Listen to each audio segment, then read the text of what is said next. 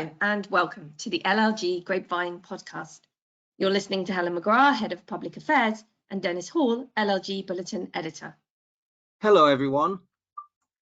Now, before I begin the podcast, I would like to read a statement issued by lawyers and local government in respect to the situation in Ukraine. Events in the Ukraine are deeply worrying, and our thoughts are with everyone affected.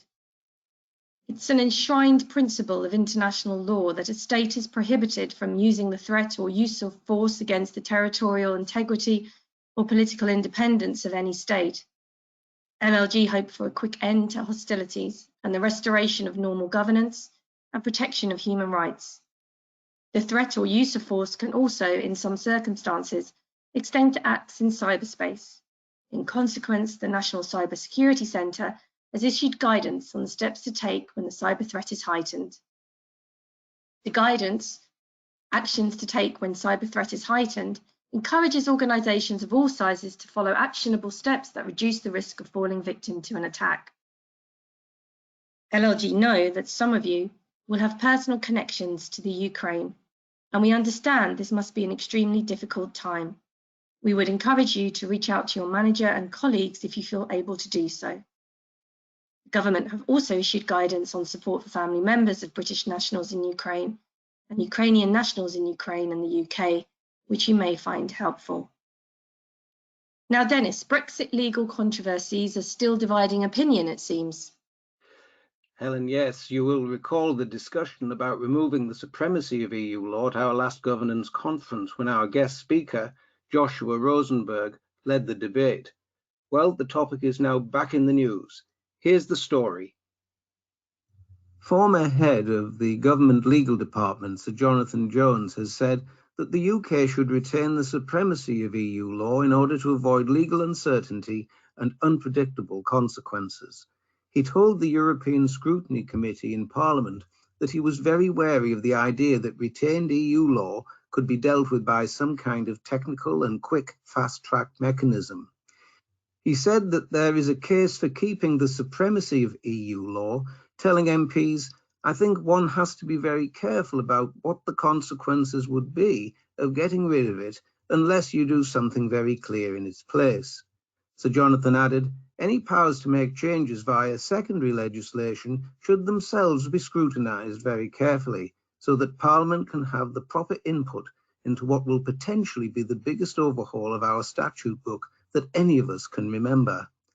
Removing the supremacy of EU law means potentially changing the position or the rights of individual citizens, businesses and so on in ways that are wholly unpredictable," Jones said.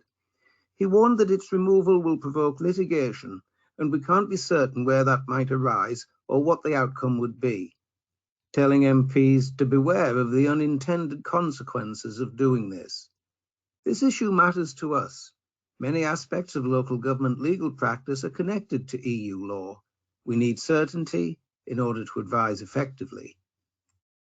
Well, we do, but whether or not we get that remains to be seen. Now, reported in The Guardian, the number of homeless people in England is predicted to increase by a third by 2024, as councils warn of a tidal wave of need caused by benefits freezes, soaring food and energy bills, and the end of COVID eviction bans. More than 66,000 more people will be homeless by 2024, with the bulk of the increase being among people forced to sofa surf, according to annual forecasts by housing charity Crisis and Heriot-Watt University, with 8,000 more people rough sleeping and 9,000 people forced into unsuitable temporary accommodation. According to figures obtained by Sky News under the Freedom of Information Act, thousands of people in rented accommodation could lose their homes as the cost of living deepens. Since the ban on evictions brought in during the pandemic was lifted last summer, over 1,000 tenants from local authority owned or managed properties, not including housing association properties, have been evicted because of money owed. So this could have a huge effect on the number of people seeking Part 7 homelessness applications, subsequent appeals, housing advice, or indeed social services support where children are involved. Inevitably, this causes tensions between departments and is likely to add to the work of the legal department, who may well see an increase in threatened judicial review proceedings on top of an ever-increasing workload. Changing themes, Dennis, I understand the Electoral Commission have got involved in controversy over the election bill. What's the news? Indeed, Helen, the Elections Bill has been subject to many challenges, and now the Electoral Commission have raised some fundamental concerns. Here's my report.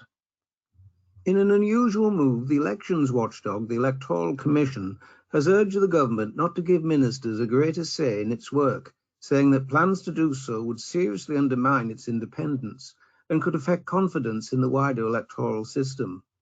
In a strongly worded and highly unusual public letter, the Electoral Commission said that provisions in the Elections Bill for ministers to draw up a new strategy and policy statement, which the watchdog must take account of, had no precedent in comparable democracies.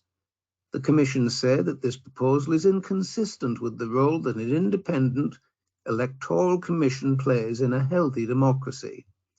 Now, this independence is fundamental to maintaining confidence and legitimacy in our electoral system. However, ministers have insisted that the provisions will not amount to interference.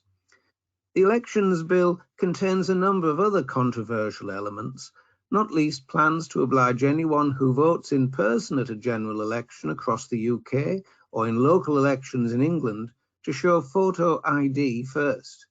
LLG will report further on the bill as it proceeds on its journey through Parliament. Thank you, Dennis. Ahead of the publication of the government's white paper on the future of the Gambling Act, the Local Government Association and Association of Police and Crime Commissioners are calling for tougher powers for councils to determine where and how many gambling premises can open in their areas, alongside a crackdown on the current volume of gambling advertising and marketing.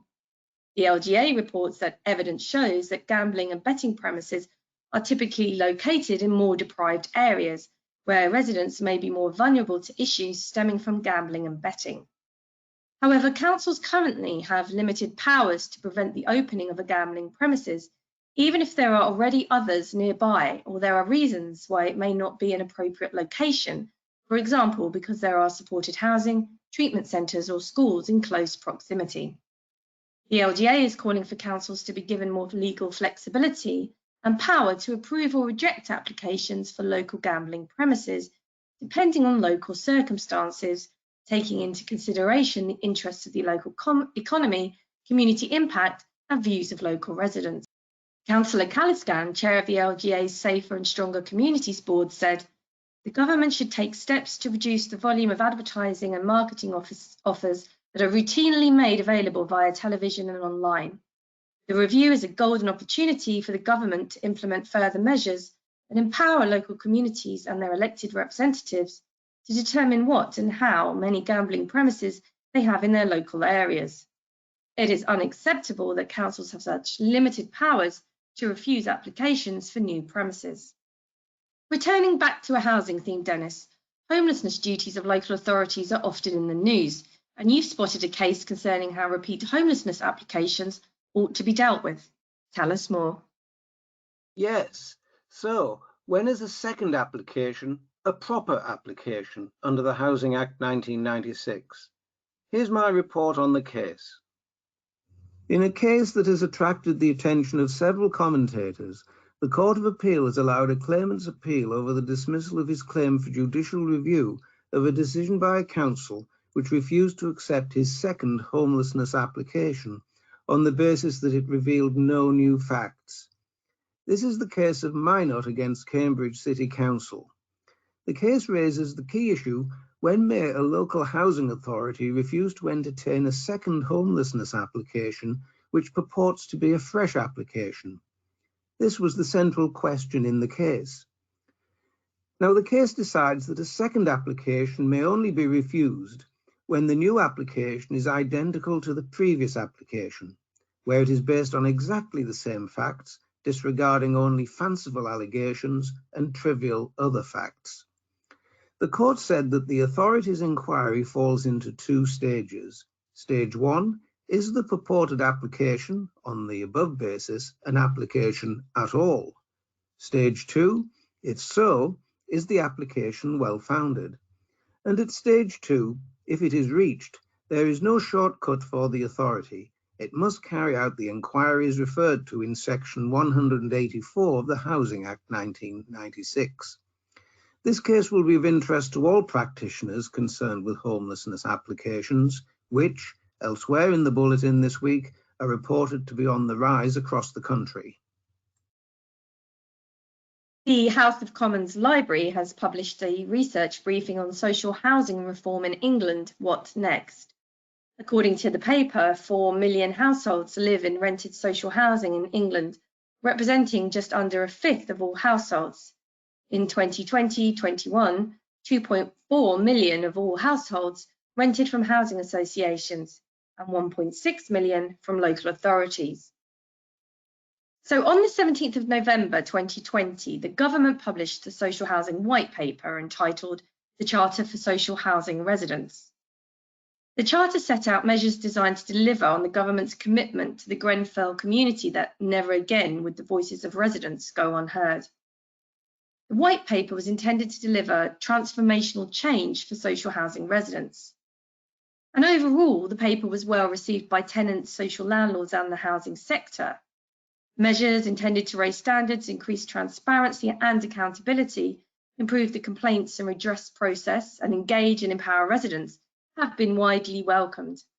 Nevertheless, concerns have been expressed about some elements, including the slow pace of social housing reform, failure to address issues around the supply of homes, lack of clarity about who and what social housing is for, failure to fully address the issue of stigma exacerbated by the government's strong focus on home ownership, lack of national platform or representative body to represent tenants' interests, and potential challenges for social landlords in resourcing all the new requirements. Whilst there is no timetable attached to delivering the measures set out in the Social Housing White Paper, the government's Levelling Up White Paper, published on the 2nd of February this year, included a commitment to bring forward a social housing regulation bill. And Michael Gove has confirmed to the LUHC Select Committee that the government hoped to introduce the bill in Parliament in May or June of this year. So on that note, you can get much more on these items and many more by going to Bulletin 8, available now on the LLG website. So it's goodbye from me. And from me too. Thank you for listening. Have a good week.